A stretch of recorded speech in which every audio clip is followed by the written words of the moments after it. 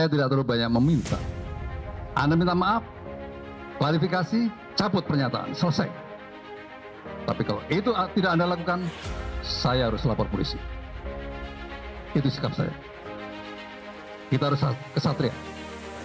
Oleh karena itu mestinya Pak Muldoko secara bijak melihat intensi dan niat ICW dan dapat membedakan yang mana kritik terhadap kebijakan dan mana yang personal.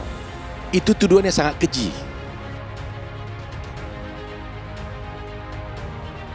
Cara-cara sembrono seperti ini, kalau dibiarkan, akan merusak. Karena ini adalah karakter assassination, membunuh karakter seseorang yang kebenarannya belum jelas.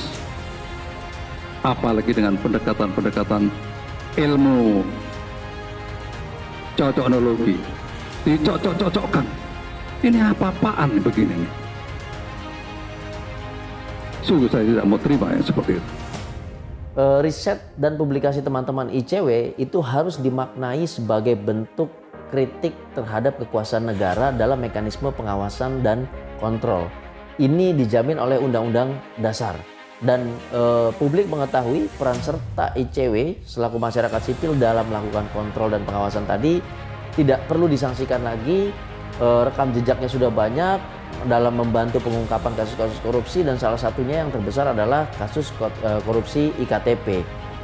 Saya tidak terlalu banyak meminta. Anda minta maaf, klarifikasi, cabut pernyataan, selesai. Tapi kalau itu tidak Anda lakukan, saya harus lapor polisi. Itu sikap saya. Kami memahami dan menghargai bahwa pelaporan dan pengaduan itu merupakan hak setiap warga negara.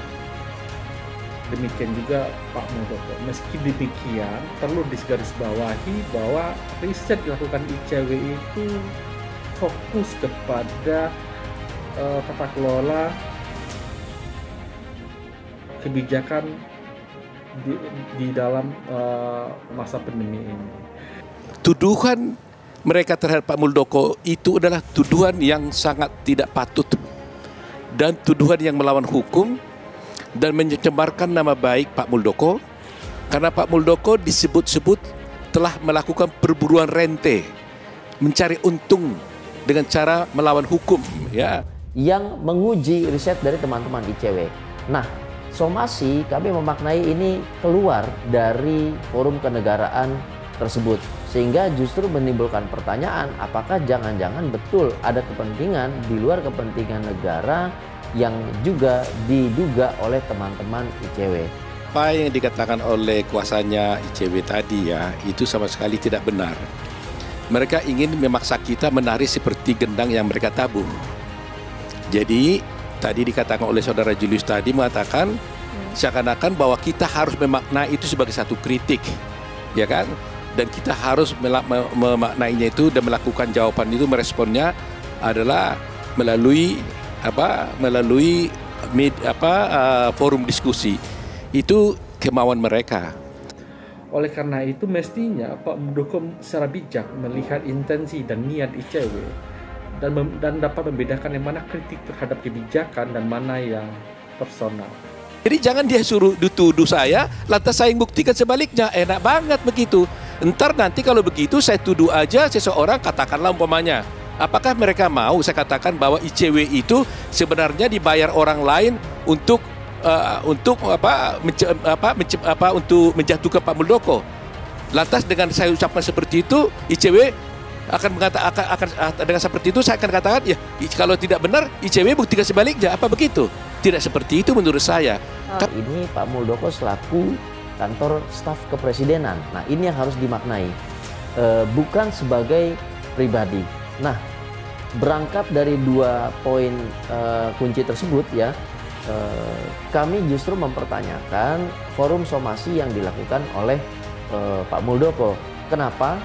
Karena kritik terhadap kekuasaan negara, dalam hal ini Pak Muldoko selaku kepala kantor staf kepresidenan, harusnya direspon melalui ruang-ruang publik, melalui forum-forum kenegaraan.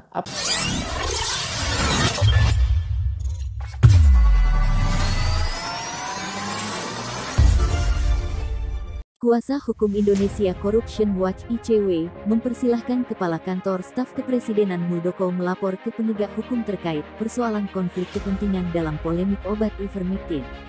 Bagi ICW, pelaporan atau pengaduan ke pihak kepolisian adalah hak setiap warga negara secara personal atau individu. Jadi, silahkan saja jika Muldoko ingin meneruskan persoalan ini ke penegak hukum. Namun, kami menyayangkan langkah itu, sebab hasil penelitian ICW semata-mata ditujukan untuk memastikan penyelenggaraan pemerintahan yang bersih, terlebih di tengah pandemi COVID-19, kata kuasa hukum ICW Erwin Natosmal. Muldoko dengan posisinya yang berada di lingkar dalam istana negara mestinya bijak dalam menanggapi kritik, bukan justru langsung menempuh jalur hukum tanpa ada argumentasi ilmiah tentang indikasi konflik kepentingan dalam penelitian ICW. ICW sudah berulang kali menjelaskan bahwa hasil penelitian ICW tidak menuding pihak tertentu manapun, terlebih Muldoko, mencari keuntungan melalui peredaran ivermectin. Hal itu telah pula kami sampaikan dalam 3 surat jawaban somasi kepada Muldoko melalui kuasa hukumnya, Otto Hasibuan, ucapnya. Sebab, jika dicermati lebih lanjut, siaran pers yang berjudul Polemik Ivermectin, berburu rente di tengah krisis, selalu menggunakan kata indikasi dan dugaan. Lagi pula Muldoko salah melihat konteks penelitian tersebut, karena yang digambarkan ICW adalah indikasi konflik kepentingan antara pejabat publik dengan pihak swasta, bukan sebagai personal individu, ujarnya. Indikasi persoalan Muldoko sebenarnya tidak hanya terkait dugaan konflik kepentingan dalam peredaran ivermectin. Namun, lanjutnya, patut diingat bahwa Muldoko juga sempat membagi-bagikan obat ivermectin melalui organisasi Himpunan Kerukunan Tani Indonesia (HKTI) yang bekerja sama dengan PT Harsen Laboratories di Kabupaten Kudus, Jawa Tengah. Maka, atas dasar tindakan itu, muncul satu pertanyaan penting yang harus dijawab Muldoko juga. Bukankah membagi-bagikan produk farmasi yang belum jelas uji kliniknya, apalagi secara bebas ke masyarakat, merupakan tindak pidana sebagaimana diatur dalam pasal 196 Undang-Undang Kesehatan? Berangkat atas pertanyaan di atas, kami turut meminta pertanggungjawaban Muldoko, tuturnya. Mengenai ekspor beras, kuasa hukum ICW menilai, Muldoko terus-menerus mendaur ulang isu tersebut. Padahal, dalam berbagai kesempatan kami sudah tegas menyampaikan bahwa pernyataan itu adalah misinformasi, karena yang benar adalah mengirimkan kader HKTI atau petani ke Thailand untuk mengikuti program pelatihan. Bagi ICW, persoalan misinformasi itu bukan hal utama. Pasalnya, poin krusial yang harus dijelaskan oleh Muldoko adalah apa motivasinya bertemu atau berkomunikasi dengan Sofia Koswara, lalu meminta pengurusan surat izin edar ivermectin. Apa karena kedekatan Sofia Koswara dengan anaknya karena tergabung dalam perusahaan yang sama? Sebagaimana dalam penelitian ICW, perseteruan Kepala Staf Kepresidenan (KSP) Muldoko dengan Indonesia Corruption Watch (ICW) memasuki babak baru. Muldoko mengaku segera melaporkan tudingan ICW soal polemik promosi ivermectin dan ekspor beras ke kepolisian. Saya akan melanjutkan melaporkan kasus ini kepada kepolisian, ujar Muldoko kepada wartawan. Langkah itu disebut Muldoko akan dilakukan seiring dengan tidak adanya permintaan maaf dari pihak ICW, khususnya peneliti ICW Egy Primayoga. Muldoko mengklaim telah 3 kali memberikan kesempatan kepada ICW untuk mengklarifikasi dan meminta maaf. Tapi ICW, menurut Muldoko, tidak punya iktikat baik.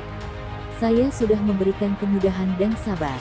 Saya beri kesempatan sampai 3 kali dan tidak ada iktikat baik untuk klarifikasi, untuk minta maaf, ucap Muldoko. Menanggapi hal itu, kuasa hukum dari ICW M. Isnur mengatakan Muldoko sebagai KSP seharusnya bijak dalam menanggapi kritik. Isnur menyinggung posisi Muldoko, yang merupakan salah satu pejabat teras di Istana Negara, seharusnya menanggapi kritik berdasarkan penelitian dengan argumentasi. Kami menyayangkan langkah itu, sebab hasil penelitian ICW semata-mata ditujukan untuk memastikan penyelenggaraan pemerintahan yang bersih, terlebih di tengah pandemi COVID-19, ucap Isnur. Tentu Muldoko dengan posisinya yang berada di lingkar dalam Istana Negara mestinya bijak dalam menanggapi kritik, bukan justru langsung menempuh jalur hukum tanpa ada argumentasi ilmiah tentang indikasi konflik kepentingan dalam penelitian ICW, tambahnya. Selain itu, Isnur mengatakan ICW telah menegaskan bahwa tudingan tersebut tidak menyudutkan pihak manapun, khususnya Muldoko. Hal itu telah disampaikan melalui jawaban somasi kepada Muldoko.